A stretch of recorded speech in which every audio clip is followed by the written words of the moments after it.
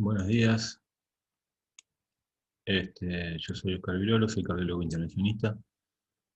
En esta oportunidad eh, vamos a tratar de hablar de qué manera la cardiología intervencionista le puede ayudar o participar en el tratamiento de las enfermedades de la válvula mitral. Primeramente, dejar en claro que anatómicamente es una válvula con una estructura anatómica compleja, en el sentido de que eh, para su tratamiento hay participación de múltiples estructuras, ya sea propiamente el anillo, propiamente la válvula, los, las cuerdas tendinosas, los músculos papilares, las valvas. Entonces cualquier afectación de estas estructuras de manera aislada o en conjunto van a participar en la fisiopatología de esta afectación, ya sea estenótica o insuficiente. Entonces, como para tener un panorama a nivel de introducción, la cardiología intervencionista puede aportar valoración diagnóstica y valoración terapéutica o tratamiento percutáneo en tres aspectos. El tratamiento percutáneo puede estar focalizado en la estenosis mitral, en la insuficiencia mitral o en los leaks perivalvulares. Eh, la valoración diagnóstica, si bien está prácticamente en desuso, porque sí o sí requiere ser un estudio invasivo y está reemplazada prácticamente por el ecocardiograma Doppler, el ecocardiograma transesofágico, se puede, o se hacía en su momento, y podemos hacer diagnóstico de estenosis mitral o insuficiencia mitral. La válvula estenótica se puede medir los gradientes y se puede determinar el área valvular, y en la válvula regurgitante podemos determinar los volúmenes regurgitantes y la sobrecarga de volumen en el ventrículo izquierdo. Esta es la forma de sacarlo, con estudio, como dije antes, invasivo, con doble cateterismo, a nivel de cateterismo derecho, para medir la presión capilar pulmonar, y un cateterismo izquierdo para medir la presión ventricular, sobre todo la presión de diástole, y sacar los gradientes. Lo mismo se hace a nivel de cavidades derechas, haciendo una retirada de la arteria pulmonar hacia el ventrículo y del ventrículo hacia la aurícula. La otra forma de sacar el área valvular es a través de la fórmula de Gorlin, en donde se calcula el flujo valvular mitral, y es dividido dos constantes y un gradiente medio. Y la insuficiencia se valora fundamentalmente por la determinación del volumen regurgitante, que básicamente es hacer un ventriculograma con contraste, y desde el ventrículo izquierdo se observa hacia la válvula mitral, hacia atrás podríamos decir, como al ser insuficiente se llena con contraste y se pacifica la aurícula izquierda. Entonces, depende de los grados de opacificación, sabremos la severidad.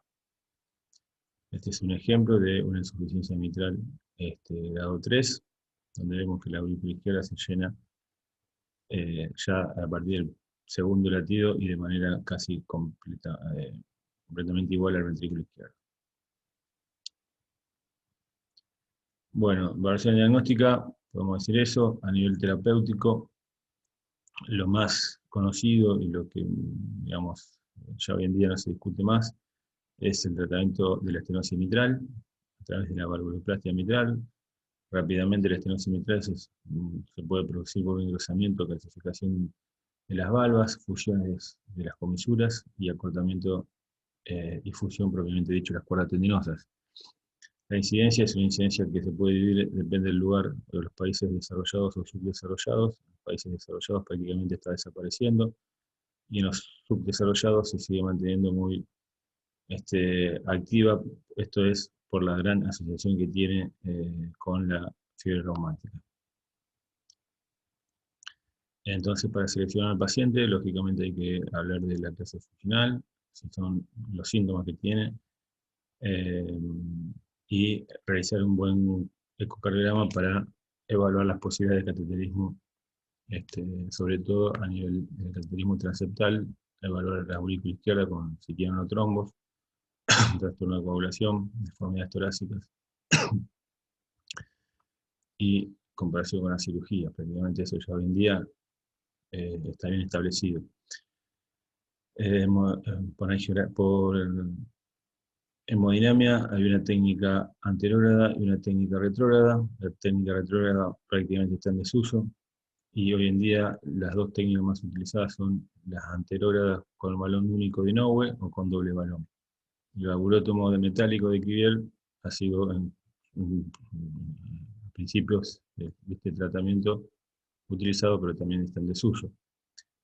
No vamos a entrar en detalle, pero la técnica es por punción femoral venosa, se atraviesa el tabique interauricular a través de una punción y a través de esto se logra pasar una cuerda desde la aurícula izquierda del ventrículo izquierdo y se posiciona y se coloca el balón. Y luego, por último, se hace un ventriculograma para corroborar que no haya insuficiencia mitral. Lo mismo para el doble balón, se llama sistema multitrack. En este caso, son una guía que se transforma después en doble y se coloca acá como si fuesen dos balones y con unos inflados el otro se va ajustando a lo que requiere la estenosis para poder corregirla y no generar una insuficiencia mitral. Lo mismo se termina con un ventriculograma. Valvulotomo metálico, simplemente mencionarlo y demostrar unas fotos porque ya está en desuso.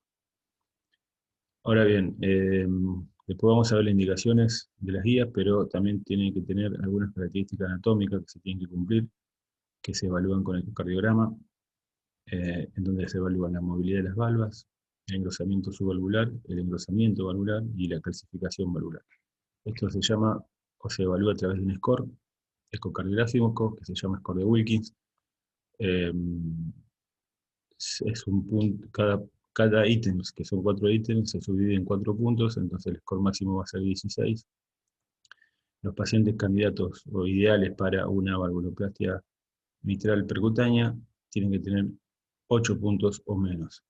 Entre 8 y 12 puntos puede ser factible, pero con algún riesgo de insuficiencia o de resultados subóptimos. Ahí está un ítem del score de Wilkins. Entonces, las últimas guías editadas en el 2017 de enfermedades valvulares, para la estenosis mitral, siempre y cuando tenga un área valvular menor a 1.5 centímetros cuadrados, el tratamiento con indicación de clase 1, nivel de evidencia B, es la comisurotomía percutánea, que vendría a ser la valvuloplastia, cuando el paciente tiene síntomas y no tiene contraindicaciones para la valvuloplastia justamente. Puede tener pacientes, también está indicada para pacientes con síntomas y que tienen alto riesgo quirúrgico o contraindicación de cirugía. Y el tratamiento quirúrgico, la cirugía de válvula mitral, está indicada en pacientes con síntomas en los cuales no tienen una anatomía favorable para el tratamiento percutáneo. Y como dijimos antes, para las guías ponen énfasis y ponen bien en claro las contraindicaciones para comisurotomía percutánea, donde básicamente son el área valvular mitral mayor a 1.5, perdón, una aurícula izquierda con trombos, esto yo diría que es la principal contraindicación o la más frecuente, cuando aparte o asociada tiene insuficiencia mitral mayor a leve, cuando la calcificación de las comisuras es muy, muy severa y de ambas comisuras, cuando hay ausencia de fusión comisural, cuando está afectada de manera severa la válvula aórtica o la válvula mitral y requiere tratamiento quirúrgico, y cuando también tiene indicación de cirugía coronaria por enfermedad coronaria, entonces hay que hacer el bypass, se hace cirugía de bypass. Este, el algoritmo terapéutico que propone la guía, lógicamente parte de una estenosis severa medida por área, con 1,5 centímetros cuadrados y que presente síntomas, o evaluación de los síntomas, mejor dicho. Cuando el área valvular es 1,5 y sí están presentes los síntomas, se tiene que evaluar la posibilidad de una valvuloplastia percutánea si hay contraindicaciones. Si hay contraindicaciones, vamos a hacer una cirugía mitral. Cuando no hay contraindicaciones, se saca o se evalúa la anatomía favorable, las características anatómicas que va a tener la válvula, y si las características son favorables, se hace valvuloplastia percutánea. Cuando no hay contraindicaciones para valvuloplastia y hay riesgo quirúrgico elevado, se hace valvuloplastia. Ahora bien, si no hay contraindicaciones para cirugía, la anatomía no es favorable para valvuloplastia, y las características clínicas también no son favorables, se hace cirugía. Ahora bien, si es una estenosis mitral severa y el paciente no tiene síntomas, se tiene que valorar el alto riesgo o la posibilidad de riesgo de embolia o descompensación hemodinámica. Si no hay riesgo de embolia o descompensación hemodinámica, se hace una evaluación, un apremio, digamos, físico. Si no aparecen síntomas, se hace un seguimiento, depende de los centros, pero cada 3 o 6 meses. Si en el ejercicio aparecen síntomas, volvemos a evaluar las características anatómicas, si tienen contraindicación para una valvuloplastia percutánea. Si no hay contraindicación, se hace la valvuloplastia percutánea, y si hay contraindicación, se pasa a cirugía. Bueno, dejamos la estenosis de lado. Ahora el intervencionismo o la cardiología intervencionista en la insuficiencia mitral es lo que más está evolucionando. Se están comprobando situaciones porque siempre la insuficiencia valvular mitral es una patología difícil de seguir y difícil de tomar decisiones. Entonces, el tratamiento percutáneo de la insuficiencia mitral, decir que la insuficiencia mitral es muy prevalente en Estados Unidos, es en Europa la segunda motivo de cirugía valvular, y la prevalencia está aumentando porque se presentan mayores de 60 a 65 años y la expectativa de vida está aumentando a nivel mundial.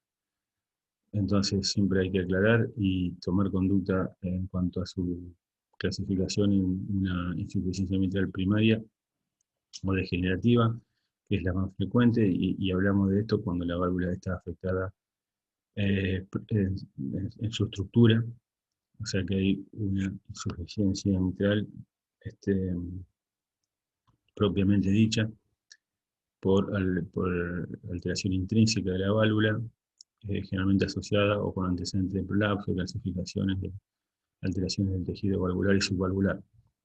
Y la otra gran clasificación es la insuficiencia mitral secundaria o funcional, donde en este caso la estructura valvular por lo general no está afectada, y sí está afectado el ventrículo izquierdo, lo cual se dilata y distiende la válvula y agranda el anillo. Y básicamente esto está asociado a cardiopatía isquémica o no. Entonces la clasificación por ecocardiograma se llama clasificación de Carpentier. Son 3 tipos, el tipo 1, tipo 2, tipo 3, subdividido en 3A y 3B. Dentro de la fisiopatología, rápidamente es decir que se empieza a provocar una sobrecarga de volumen en el ventrículo izquierdo. Esto se transmite hacia la aurícula izquierda, primero con sobrecarga de volumen y luego aumento de presión. La presión se transmite hacia el lecho pulmonar y provocando hipertensión pulmonar, sobrecarga de cavidades derechas e insuficiencia tricúspide. La mortalidad natural a los 5 años es al 50% y el 90% de los pacientes que sobreviven en su evolución van a presentar insuficiencia cardíaca, fibrilación auricular y van a tener que pasar por la decisión de un reparo o reemplazo valvular mitral. Ahora bien, se está desarrollando terapéuticas transcatéteres y ¿por qué? ¿O qué justificación encontraríamos para esto? El tratamiento estructural de la insuficiencia mitral se ha basado en la reparación o en la sustitución quirúrgica. Aproximadamente el 50% de los pacientes que tienen o que presentan esta insuficiencia mitral sintomática no son derivados a cirugía porque tienen un alto riesgo quirúrgico asociado a la edad, a la disfunción del ventrículo izquierdo y a comorbilidades. Entonces, saber que la mortalidad de la cirugía en los mejores lugares se presenta en pacientes, como dijimos, añosos y en los octogenarios es hasta un 13%. Y la mortalidad, 13% en el reemplazo, recambio. Y en la reparación, una mortalidad de 6%. Entonces, estos datos pueden apoyar a que se desarrollen procedimientos menos agresivos, menos invasivos, que se adapten a esta población de pacientes añosos y con muchas comorbilidades. Fíjense, que no es nuevo, digamos, el desarrollo de tratamiento percutáneo a nivel de mitral siempre ha seguido el razonamiento de la cirugía, ya sea por tratar de lograr una reparación de la válvula o un reemplazo. Como dijimos antes, como la anatomía es una estructura compleja, el reemplazo ha ido haciendo foco en una prótesis quirúrgica o bioprótesis quirúrgica o válvula nativa, y la reparación a los distintos niveles de las estructuras anatómicas, a nivel del anillo, de las valvas, de las cuerdas tendinosas o del remodelado ventricular. Veremos qué se ha desarrollado y qué tenemos hoy en día. Primeramente, dejar bien en claro que también las guías 2017 para la insuficiencia mitral, el tratamiento de la insuficiencia mitral, la divide en lo que sería insuficiencia mitral primaria y secundaria. Las indicaciones de intervención de insuficiencia mitral primaria siempre habla de que hay que realizarla cuando es severa y cuando tiene síntomas y siempre dar como técnica tratar de hacer un reparo cuando esto es posible. La cirugía, como dije antes, se indica en pacientes con insuficiencia mitral primaria severa sintomática y idealmente con fracción de eyección por encima del 30%, y la cirugía puede ser en pacientes asintomáticas, pero que tienen disfunción del ventrículo izquierdo evaluada por los diámetros de fin de sístole mayor a 45 y fracción de eyección menor a 60%. Esas son las tres indicaciones tipo 1, donde no hay discusión. Dentro del tratamiento percutáneo, las últimas guías lo proponen como la posibilidad de una indicación tipo 2B, el cierre percutáneo borde a borde puede estar considerado en pacientes con síntomas, con insuficiencia mitral severa, y que que tengan un criterio de elegibilidad por ecocardiograma y que tengan contraindicación absoluta para una cirugía, o sea, muy de alto riesgo quirúrgico evaluado por un HERTE. Esa indicación 2B para el reparo percutáneo. Y en la insuficiencia mitral secundaria, lo que sería la insuficiencia mitral funcional, en este caso, como dijimos antes, está asociado a una dilatación del ventrículo izquierdo y muy frecuentemente asociado a cardiopatía isquémica. Entonces lo que se evalúa acá es la posibilidad de una revascularización. O sea, la cirugía está indicada en pacientes con insuficiencia mitral severa y que tienen que ser operados de bypass mayor y con fracción de eyección mayor al 30%. Esa es la indicación tipo 1. Después vienen indicaciones más tipo 2A, que podríamos realmente se asocia a lo más frecuente, cuando el paciente está sintomático con insuficiencia mitral severa secundaria, fracción de eyección menor al 30%. y tiene la opción de revascularización evidenciada por isquemia.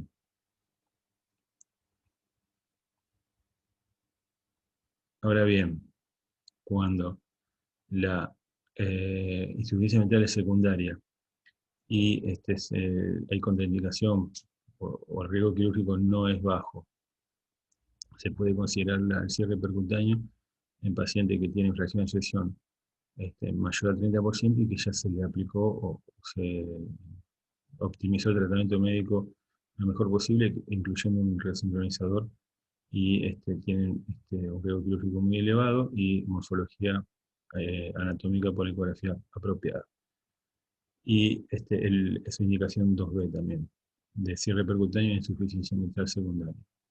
Y si bien la fracción de eyección puede ser menor al 30%, el paciente tiene síntomas, estar con un tratamiento médico máximo óptimo, incluyendo un resincronizador, y no tiene posibilidad o no hay opciones de revascularización, se puede evaluar por HERTIM, el cierre percutáneo, y luego inclusive de analizar y evaluar la posibilidad de un dispositivo de asistencia ventricular o inclusive trasplante cardíaco. Entonces, dije antes, el tratamiento percutáneo lo dividimos en reparo y en reemplazo. El reemplazo básicamente es reemplazar la válvula. Es un acto técnicamente muy desafiante y la combinación de técnica de reparación a veces es muy difícil y se han inventado gran cantidad de dispositivos para recambio transcatéter en los últimos 10 años. Pero datos clínicos se disponen de algunos nomás. Datos clínicos avalados por trial. Debido al complejo aparato valvular y su interacción con las estructuras vecinas, el desarrollo de estos dispositivos está tomando más tiempo que para la válvula aórtica. Hasta el día de hoy solo se han realizado pocos implantes, principalmente en casos compasivos paliativos. Todavía ningún dispositivo está avalado por FDA o CIMAR. Un panorama de qué dispositivos se disponen, algunos están en estudio, otros se han dejado de usar con distintas formas de anclajes, de distinta fuerza radial. Vemos que, como dije antes, estos tres quizás son los que más están probando con distintos estudios. Como dije antes, en casos compasivos, ninguno tiene aprobación de FDA o CIMAR, pero bueno, es una forma de tratar de empezar a buscar una solución a pacientes que de otra manera no se pueden operar. Estos son algunos estudios que ya se han intentado, donde vemos que los números, entre todos, son bajos en la población, no son comparados con cirugía, simplemente con tratamiento médico. Lo que se puede rescatar es, bueno, siempre son fracción de eyección de 30 y 40%, el promedio del score STS es de 8 o más, o sea, es un paciente con muy alto riesgo quirúrgico. El éxito del implante va asociado con la curva de aprendizaje y las cuestiones técnicas del grupo que lo realiza. Está por el 90% o más, salvo este grupo que tuvo el 77% y se interrumpió, con una mortalidad aceptable a los 30 días, de pacientes que si no se hace nada se mueren cerca del 50%. Y lo importante es que siempre que se operan y les fue bien, la insuficiencia mitral leve o moderada ha sido, digamos, baja. Y por supuesto están los tratamientos más compasivos, donde de manera off-label se pueden hacer implantes de válvula aórtica dentro de una válvula mitral previa biológica, y bueno, se puede colocar. Pero son casos off-label. Entonces dijimos que el tratamiento percutáneo, también tenemos la opción de la reparación, y aquí es donde se está tomando más auge a nivel de la cardiología intervencionista. Decir que el tratamiento percutáneo de la reparación de válvula mitral se basa en los mismos principios que la cirugía, básicamente la resección parcial de velos, plicatura de velos, anuloplastia, modificación papilar o reemplazo cordal para remodelado del ventrículo izquierdo. Entonces hay una técnica de hemodinamia que equivalente a estas técnicas quirúrgicas.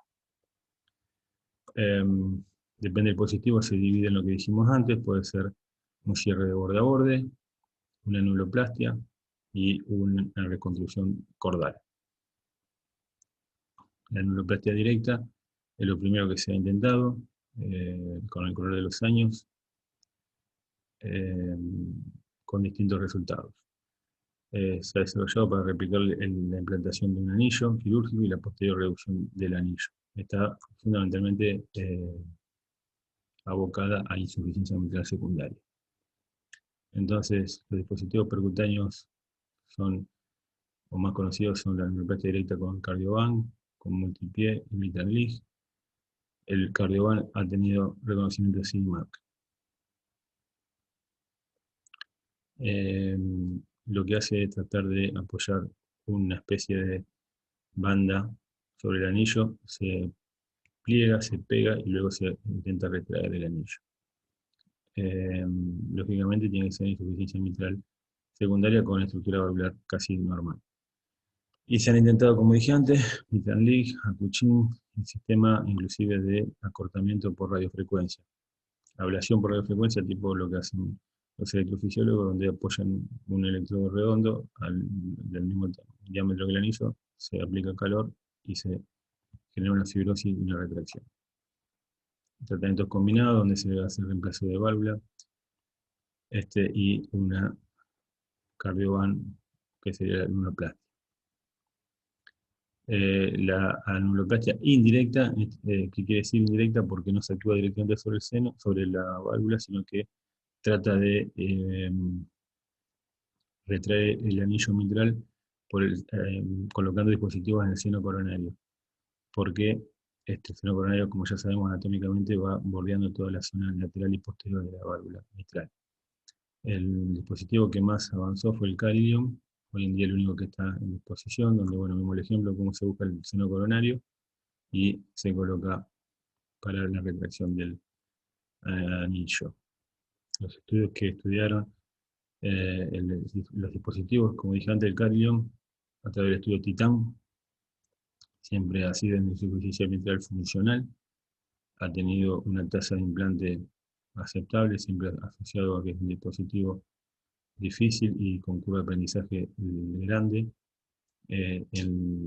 con mortalidad al año aceptable y a los 30 días aceptable. Y ahora bien, el tratamiento percutáneo,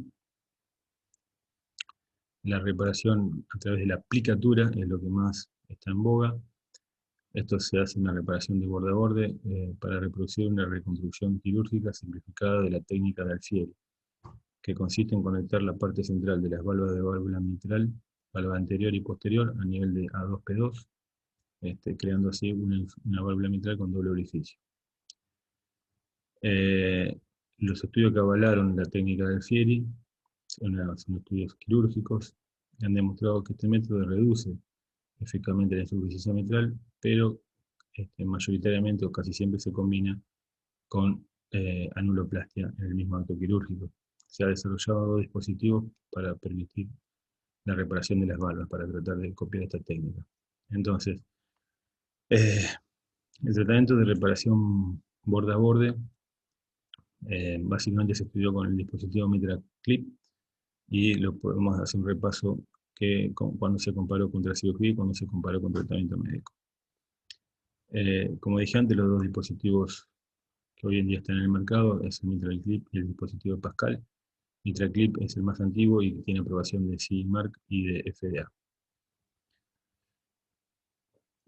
También decir que necesita criterios anatómicos, morfológicos, evaluados por ecocardiograma, no solamente los criterios clínicos, sino también el criterio morfológico, donde se habla de candidatos con válvula ideal o inadecuada, la insuficiencia mitral, o sea, la válvula ideal tiene que tener insuficiencia mitral en la zona media, tiene que haber ausencia de calcificación en el lugar donde se van a implantar los clips, el área valvular tiene que ser mayor a 4 centímetros cuadrados, la longitud de la válvula posterior tiene que ser mayor a 10 milímetros, la hendidura valvular menor a 15, el gap valvular menor a 10 milímetros, tiene que haber suficiente tejido como para lograr la coaptación.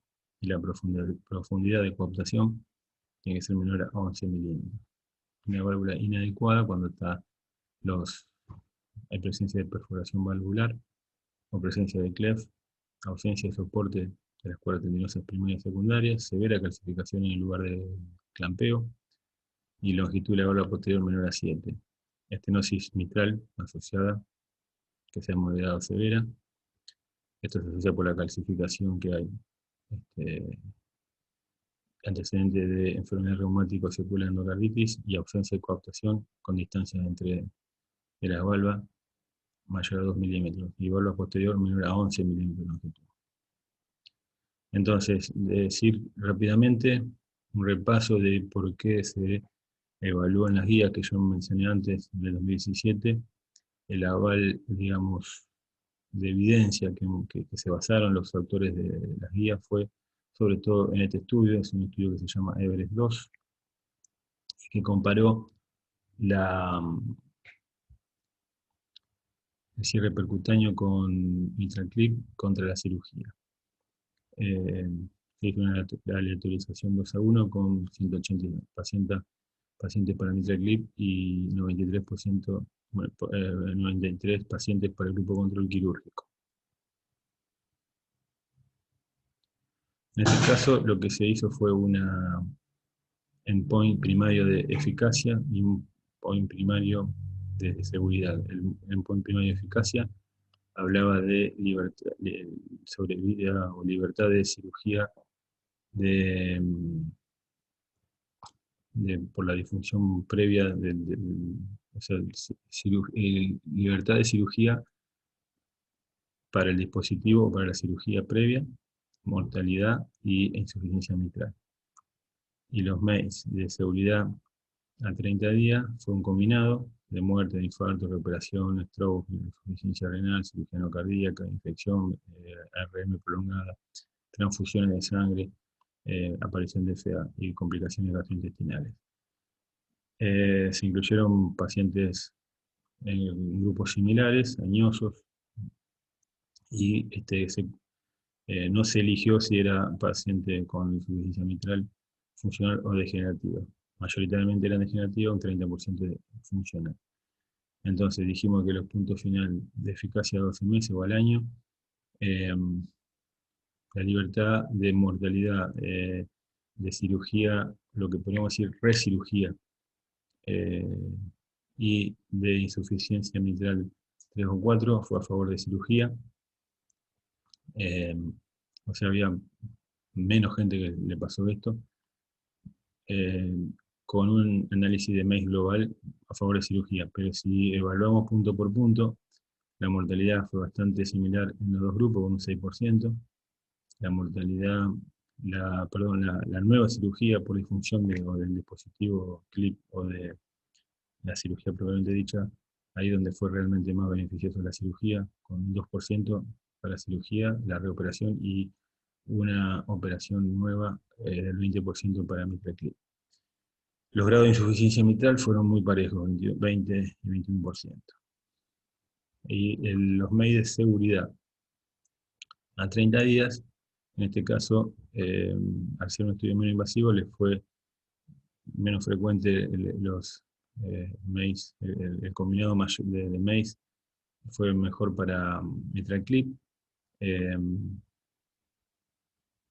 con una salvedad que si al grupo de MEIs se le saca o se excluye la transfusión, vemos que ahí no es significativo, lo cual quiere decir que lo que marcó una diferencia grande entre el resultado de seguridad a 30 días entre cirugía y MitraClip fue las transfusiones. Cada grupo por separado, con su basal en cuanto a los datos hemodinámicos, mostró ser seguro tanto el reparo percutáneo como la cirugía a nivel de los volúmenes, de los cambios de los test de calidad de vida y de la regurgitación mitral. A los 12 meses, la insuficiencia mitral mejoró en los dos grupos y la clase funcional también. y un subgrupo que se analizó post-estudio era el grupo de pacientes mayores a 70 años, con insuficiencia mitral predominantemente funcional y asociado a fracción de eyección menor al 60%, eh, la, el reparo percutáneo fue por lo menos no inferior al cierre quirúrgico. Entonces el EVEREST-2 concluyó que la reparación percutánea fue menos eficaz para reducir la insuficiencia mitral que la cirugía antes del alta hospitalaria, pero a los 12 meses las tasas de reducción de la insuficiencia mitral fueron similares y el tratamiento percutáneo se asoció con mayor seguridad, mejores dimensiones del ventrículo izquierdo y mejorías clínicas de clase funcional y calidad de vida.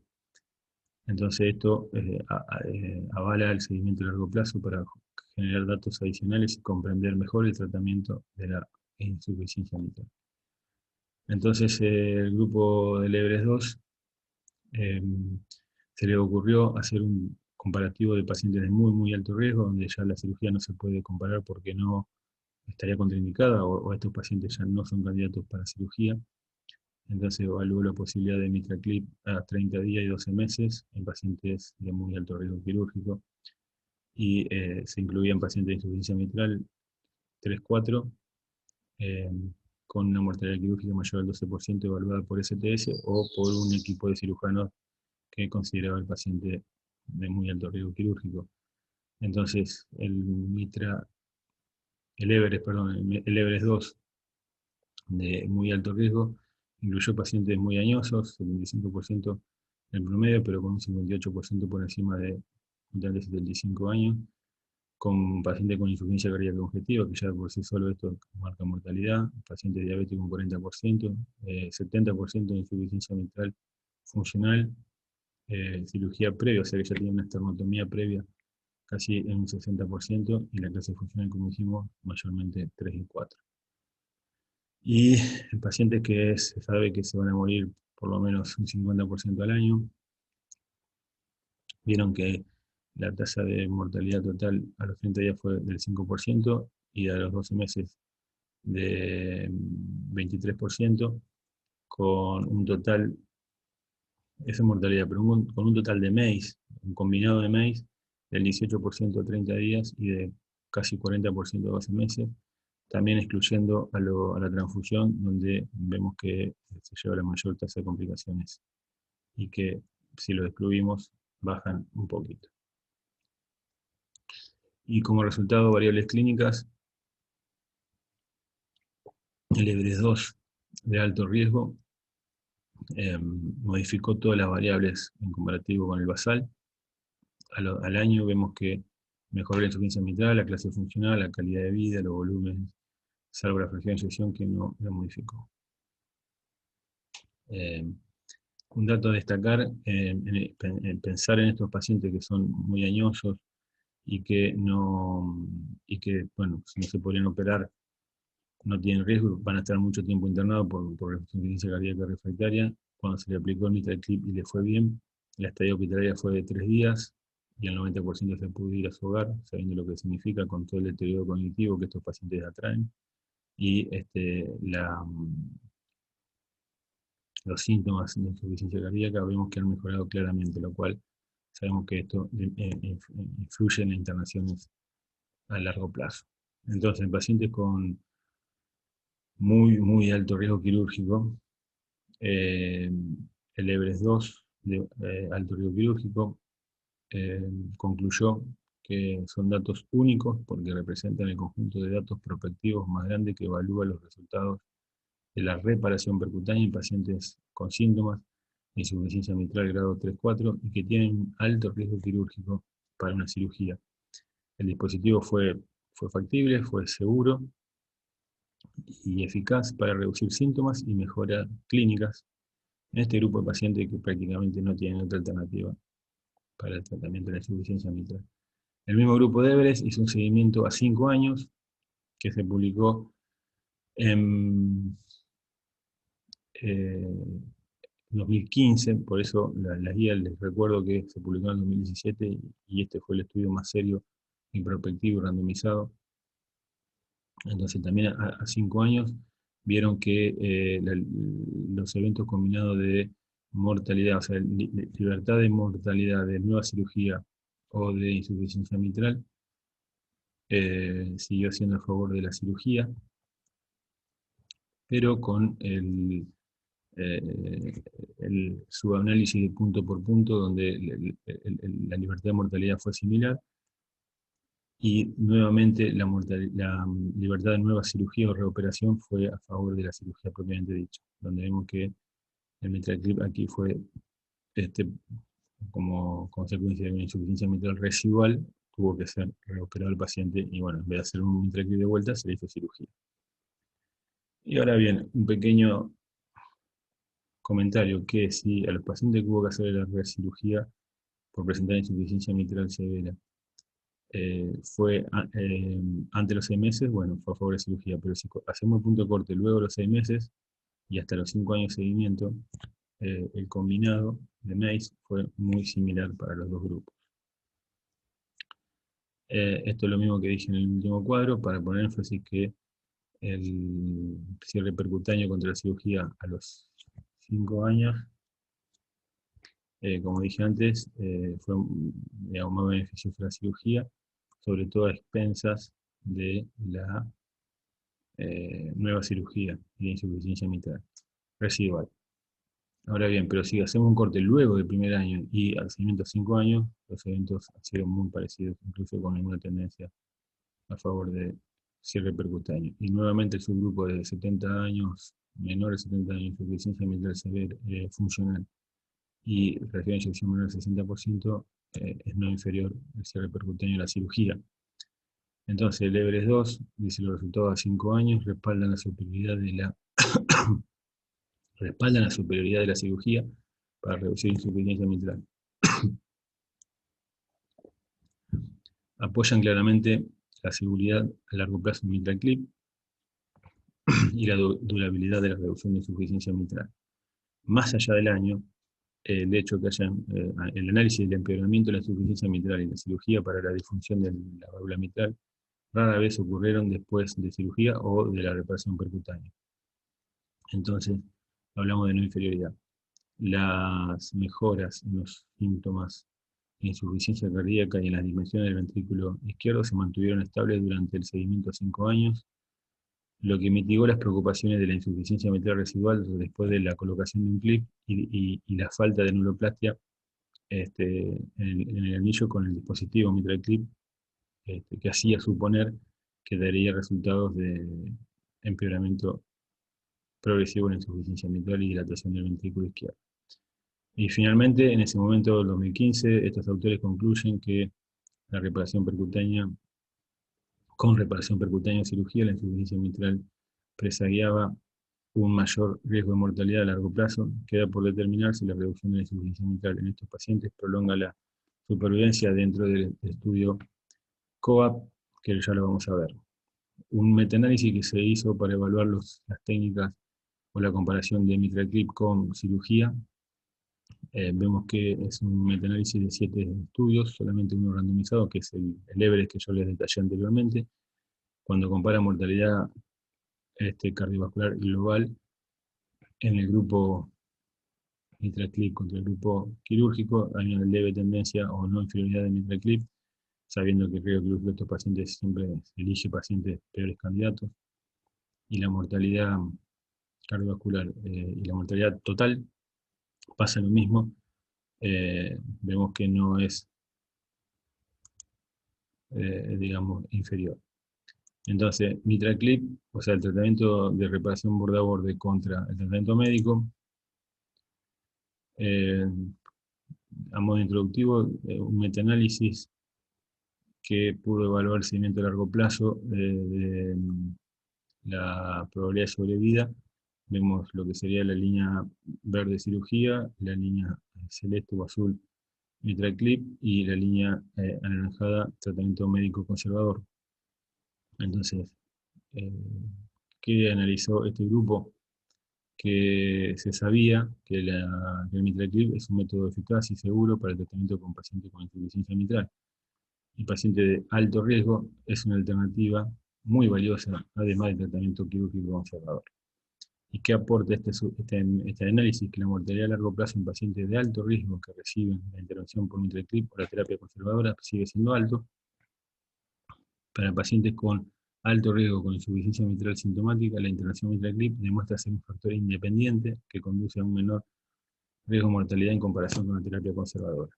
Entonces, ¿qué quiere decir esto? Que si comparamos tratamiento médico óptimo en pacientes con insuficiencia mitral severa funcional y que ya no son candidatos a cirugía, podemos aplicar o compararlo con mitraclip. Y en ese momento, en el 2018, salieron dos grandes estudios, mejor dicho, dos estudios que marcaron, o que estaban bien hechos y que marcaron algún tipo de discusión. Uno es el estudio europeo-francés, MITRA-FR, que incluyó pacientes a tratamiento médico y a reparo con mitraclip, y lo que buscaba como punto final era mortalidad u hospitalización por insuficiencia cardíaca a los 12 meses. Y en este caso concluyeron de que el mitraclip no es beneficioso, porque si bien no fue significativo, fue más elevado la mortalidad a insuficiencia y la internación por insuficiencia cardíaca a los 12 meses, ya sea en combinado o por separado. Ahora bien, esto se publicó en agosto del 2018 y en octubre del 2018 salió este otro estudio hecho en Estados Unidos con más o menos los mismos pacientes. Ya vamos a evaluar alguna particularidad, pero el razonamiento del estudio fue paciente con insuficiencia mitral severa, no candidatos para cirugía, y comparar mitraclip con tratamiento médico. En este caso ya vemos una randomización 1 a 1, pero con mayor número de pacientes en cada grupo, 300 por cada lado, el otro era 150 por cada lado. Con criterios de inclusión habituales, en el sentido de que ya sabíamos que eran todos insuficiencia mitral severa, una inyección deprimida, clase funcional de 2 a 4, que tenían anatomía favorable, que estaban con insuficiencia cardíaca en los últimos 12 meses, BNP elevado, pero BNP también.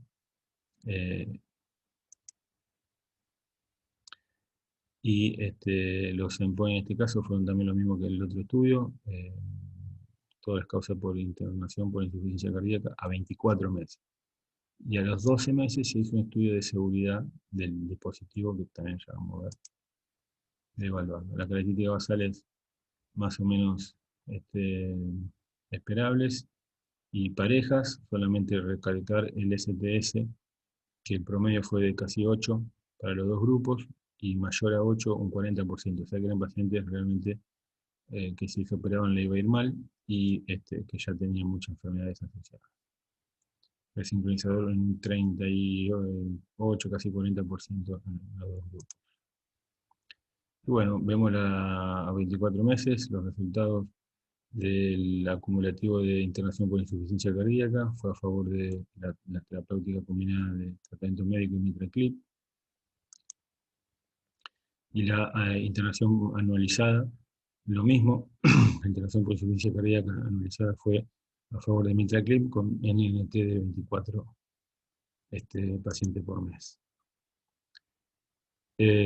Todas las causas de mortalidad separadas, aparte de insuficiencia cardíaca, también fue a favor de mitraclip, y el combinado de muerte y hospitalización en 24 meses también a favor de mitraclip. Entonces, ¿qué concluyó el estudio COAP? Para pacientes con insuficiencia cardíaca, insuficiencia mitral secundaria moderada severa, que permanecieron sintomáticos a pesar de un tratamiento médico guiado por un comité máximo tolerado, la reparación tras catéter de la válvula mitral con mitraclip fue segura, proporcionó una reducción duradera de la insuficiencia mitral, redujo la tasa de hospitalizaciones por insuficiencia cardíaca y mejora de la supervivencia, la calidad de vida y la capacidad funcional en el seguimiento a 24 meses.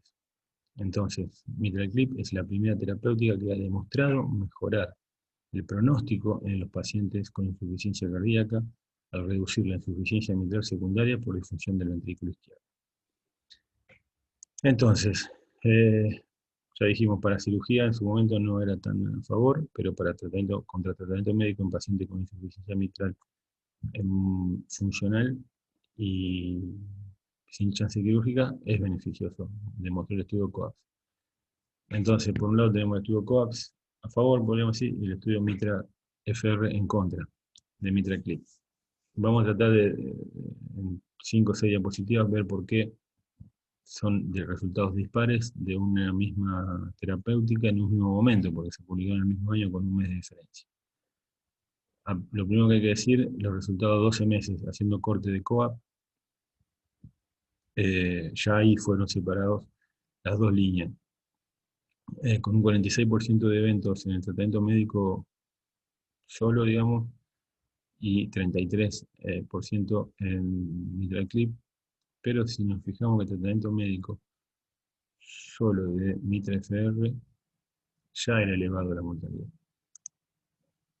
¿Por qué pasó eso? Porque el tratamiento médico de Mitra FR no estaba supervisado por un comité. Entonces era a libertad de cada médico operador, que eran buenos médicos, pero no es lo mismo cuando se sigue un tratamiento guiado a otro que no.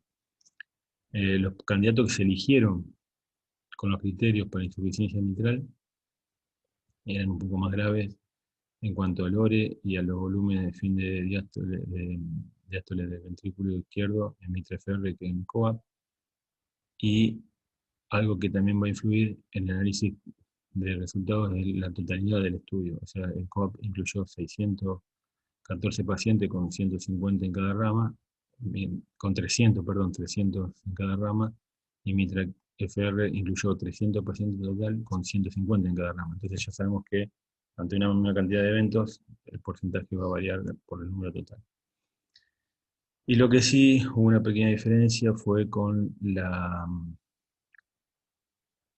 cuestiones técnicas del procedimiento, donde las complicaciones del procedimiento totales fueron del 14%, en Mitra FR y de COAP un 8%, y en el seguimiento de 12 meses, evaluado por insuficiencia mitral residual mayor a 3, fue 17 en Mitral FR y COAP con 5% que se mantuvo. Lo que dije antes, los criterios en cuanto a insuficiencia mitral, volúmenes ventriculares y función del ventrículo izquierdo, el promedio de COAP fue de 41 el ORE y de Mitral FR 31, la fraccionalización fue similar, pero los volúmenes de fin de diástole fue peor para Mitral FR, que son parámetros de justamente peor evolución en esta patología. Y vamos a evaluar los resultados técnicos de MitraClip. La tasa de intento, digamos, de colocación fue muy pareja, 97 contra 95%, pero la tasa de complicaciones global, como dije antes, fue de 8% en COAP y de MitraFR 14%, pero acá está la trampita del número del N, digamos, donde se trató. Porque si vemos uno por uno los ítems que se tomaron, las transfusiones, la CIA residual, el shock cardiogénico, el taponamiento cardíaco, la embolia o el stroke, y la cirugía de urgencia, el número absoluto fue parejo, inclusive con una tasa de transfusión mayor en COAC, pero como les dije antes, no es lo mismo la presencia de dos CIA sobre 300 que sobre 150. Lo que sí se puede evaluar, esto que dije antes, la insuficiencia mitral residual de manera aguda fue del 5% en COAP y se mantuvo los 12 meses, pero en Mitra FR fue 9%, o sea, un poco más alta al principio, pero digamos, progresó al año. Esto va asociado a la curva de aprendizaje de cada centro, ¿no es cierto? Y por último, la comparación de los dos tratamientos en los dos estudios, donde dije antes que, fíjense, el tratamiento médico sobre todo, lo que sería el grupo control de COAP y el grupo control de Mitra FR, son las líneas interpuestas, digamos, discontinuas, que el tratamiento óptimo fue mejor en COAP, entonces siempre decimos que fueron mejor elegidos y mejores seguidos. Y esta es la diapositiva para, como dije antes, demostrar que para la reparación percutánea de la válvula mitral hay ya un dispositivo paralelo a MitraClip, que se llama dispositivo Pascal. Es un estudio CLAPS, Ella publicó el resultado al año y se está haciendo un seguimiento a 3 y 5 años. Esto se publicó en octubre de este año. Simplemente decir que en este caso se está comparando contra tratamiento médico y se hicieron dos ramas en cuanto a separación de insuficiencia mitral funcional y degenerativa, con buenos resultados tanto a sobrevida y como así a insuficiencia mitral residual. Entonces, para terminar con insuficiencia mitral y tratamiento percutáneo, las guías se publicaron en 2017, el estudio Everest y todos sus análisis y subestudios fueron publicados en 2015. En ese momento las guías no tenían la posibilidad de evaluar los estudios de MitraClip contra el tratamiento médico en pacientes de alto riesgo quirúrgico. Hicieron este año, en mayo, se publicó podríamos decir, una reunión de expertos donde tomaron una nueva decisión sobre las guías, pero actualizando la evidencia que hay post guías, podríamos decir. Entonces, lo mismo que dijimos antes, la intervención la dividieron en insuficiencia mitral primaria y secundaria, empezando por el razonamiento de la terapéutica de insuficiencia mitral primaria. Lógicamente, una vez que se hace el diagnóstico de que sea insuficiencia mitral severa, cuando es primaria nos basamos en los síntomas. Cuando la persona tiene síntomas, generalmente es lo más fácil de decir, tiene insuficiencia mitral severa, primaria, tiene síntomas, y se hace una evaluación multidisciplinaria. Esto significa multidisciplinaria, eh, eh, manejo multidisciplinario, multidisciplinario team, eso no me sale la palabra, lo que nosotros decimos HER team. Entonces, si se evalúa para la cirugía, si es candidato se manda a cirugía de reparo o recambio, prefiriendo el reparo antes que el recambio. Si tiene un riesgo quirúrgico muy elevado, evaluado por STS, o prohibitivo, se vuelve a reevaluar para ver si tiene las condiciones anatómicas de recambio transcatéter, reparación transcatéter. Y bueno, si esto le da favor, se hace el reparo transcatéter, y si no tiene condiciones, se hace el tratamiento médico guiado. Si el paciente tiene insuficiencia mitral severa primaria, insuficiencia mitral primaria, y no presenta síntomas, se evalúa la presión de eyección menor al 60% y la dimensión del volumen de fin de sístole, si esto le da que es menor de 60 la FEI y mayor de 40 centímetros, de 4 centímetros, perdón, se va a cirugía.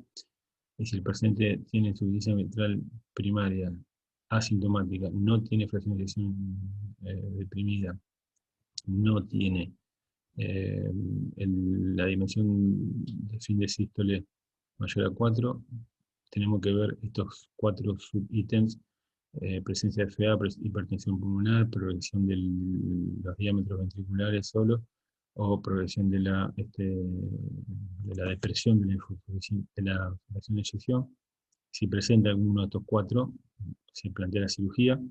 Si no lo presenta, sigue teniendo insuficiencia mitral, estará asintomático, no tiene ningún criterio, eh, pero sigue teniendo insuficiencia mitral primaria severa, se evalúa un riesgo quirúrgico de reparo mayor eh, una, al 95% y una posibilidad de reparo mayor al 95% y un riesgo quirúrgico menor al 1%, se va a cirugía, y si no, se hace una reevaluación, tratamiento médico óptimo, una reevaluación eh, cada 6 meses. Entonces, este último consenso publicado en 2020, si el paciente tiene insuficiencia mitral secundaria, obviamente arrancamos de que tenga síntomas. ¿Qué síntomas? Sobre todo insuficiencia cardíaca o fracción de eyección menor al 50%. Como dijimos antes, esto va asociado a un estudio de la anatomía coronaria, si se evalúa la necesidad o si se puede ser revascularizado. Si sí puede ser revascularizado, Se vuelve a reevaluar si por cirugía abierta o por angioplastia. Si se prefiere la cirugía abierta, se hace la cirugía de bypass junto con la reparación mitral. Si no se puede hacer cirugía abierta o no está indicada, se hace angioplastia coronaria y acá entra la técnica de reparación transcatéter.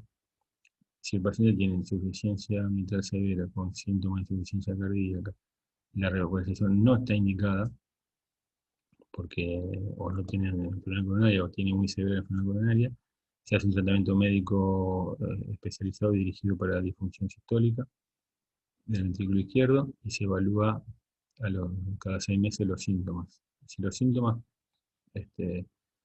no perduran, se continúa con el tratamiento médico y se evalúa cada 3 meses. Si los síntomas perduran, o sea, el paciente sigue con insuficiencia cardíaca para hacer un tratamiento médico óptimo, se evalúa la posibilidad de un resincronizador. Si se puede colocar un resincronizador, se coloca y se vuelve a evaluar los síntomas. Entonces ya tenemos un paciente con insuficiencia mitral secundaria, no candidato para revascularización, pero que tiene un tratamiento médico óptimo y tiene resincronizador puesto. Se vuelve a evaluar los síntomas. Si los síntomas eh, no, no aparecen, sigue sin insuficiencia cardíaca, se continúa.